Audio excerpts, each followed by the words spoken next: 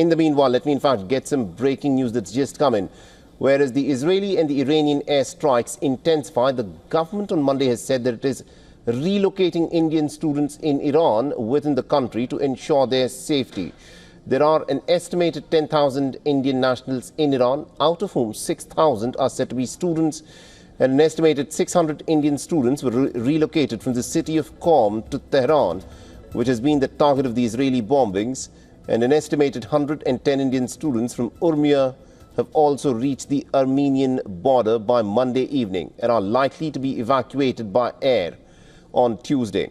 The Indian External Affairs Minister S. Jaishankar, of course, spoke to his Armenian counterpart, Ararat Mirzoyan, on Sunday. Students from Shiraz and Isfahan have been shifted to Yazd, is what a source has reported. The Indian embassy in Tehran is continuously monitoring the security situation and is engaging with the Indian students in Iran to ensure their safety, said the Ministry of External Affairs in a statement. According to reports from Srinagar, hundreds of Kashmiri students enrolled in various universities for professional courses in Iran are stranded due to the escalated tensions with the State of Israel. All right, so that's an interesting bit of an important bit of information where the Indian government is trying to evacuate the Indian students who are stuck in the battlefield. But Professor Kafero, we were talking about the kind of damage that the Iranian ballistic missiles have been able to inflict on the Israeli cities. Now, Benjamin Netanyahu is someone who has taken a lot of pride. He calls himself Mr. Security. He says it is his responsibility to keep Israelis safe. But by starting off this war through his Operation Rising Lion, what we've witnessed is something that is unprecedented, something that's never happened in the 7 decades of Israel's existence, where Israeli cities have come under this attack. Do you think Netanyahu has miscalculated the Iranian missile capabilities? I certainly do think so. I think that Netanyahu believed that Israel's military would be able to take out much of Iran's ability to retaliate. And I also think probably Netanyahu assumed that the Israeli strikes on Iran would create conditions on the ground that would result in many average Iranian citizens rising up and sort of, challenging the ruling government, trying to overthrow the regime. What we have seen, however, in Iran is sort of a rallying around the flag effect. And this is something that Iran experts predicted. And I think we can say that probably Netanyahu sort of misread societal dynamics in Iran. I think that's probably pretty fair to say at this point.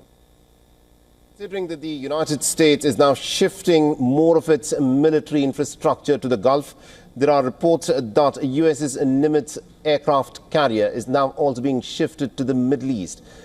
In your assessment, the fact that it is the 4th day the United States hasn't gotten directly involved in shooting stuff back at Iran, the United States at this moment is still trying to shoot down the Iranian ballistic missiles from over the Israeli skies. Do you think there is a concerted preparation that the Americans are making in case the Israelis continue to, again, not be able to defend themselves against the Iranian missiles, that the United States could then step in? That's a great question. That's what everyone is asking. I think at this point in the war, this very early stage in the war, we've already come to crossroads when it comes for the Trump administration.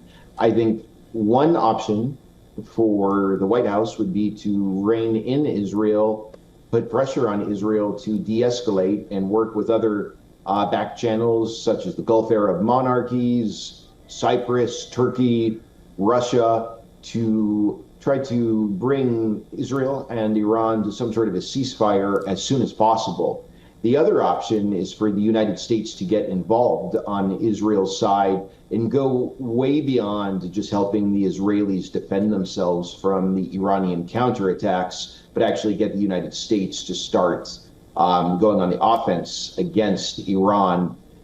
This is an important decision for the Trump administration to make. Clearly, Israel has not achieved a decisive victory on its own.